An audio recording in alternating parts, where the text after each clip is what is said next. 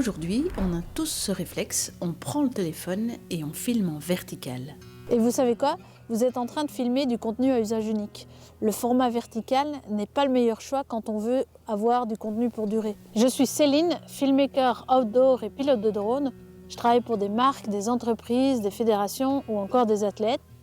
Et dans cette vidéo, je voudrais vous expliquer pourquoi filmer en horizontal est beaucoup plus stratégique.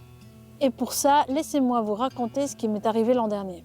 J'ai monté une vidéo pour un athlète destinée à YouTube et à ses conférences.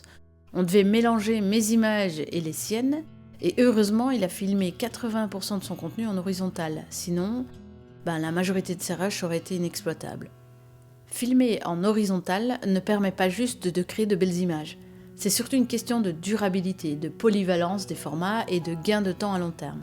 Quand on filme en vertical, on est figé dans ce format. Les images capturées ne pourront être exploitées qu'en vertical. Si on tente de les transformer à l'horizontale, c'est presque impossible.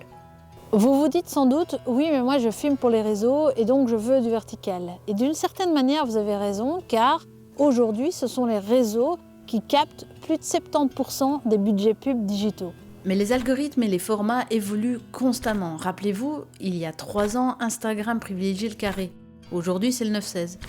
Et YouTube, avec ses formats plus longs, reprend du terrain. Si votre stratégie change et que vous allez maintenant plus vers YouTube, ou que vous avez besoin de vidéos pour votre site web, votre newsletter ou votre film de fin d'année, tout ce que vous avez filmé en vertical est inexploitable. Si vous filmez, vous le savez comme moi, ça prend du temps. La force du contenu horizontal est que tout ce que vous filmez devient du contenu réutilisable. Et donc ça vous fait gagner un temps fou et vous produisez beaucoup plus intelligemment. Pour que ça marche, il y a 2 règles simples. La première, toujours filmer en 4K. Ça permet de recadrer sans perte en qualité.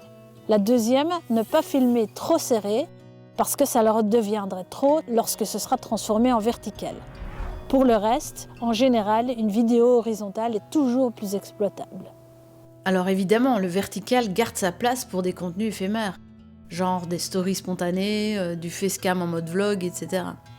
La question à se poser, c'est est-ce que vous aurez besoin de cette vidéo dans 6 mois, 1 an, 2 ans? Si c'est non, alors filmez en vertical. Si c'est oui, filmez en horizontal. Bref, pour que vos images durent, il vous suffit simplement d'incliner votre téléphone à 90 degrés. 90 pour les Français. Et vous allez vous créer une banque d'images professionnelles prête à l'emploi pour chaque newsletter, conférence, campagne publicitaire, etc. Merci d'avoir regardé cette vidéo. Si elle vous a été utile, likez et laissez-moi un petit commentaire pour savoir comment, dans quel format vous filmez, si c'est plutôt vertical ou horizontal et pour quelles raisons. À plus!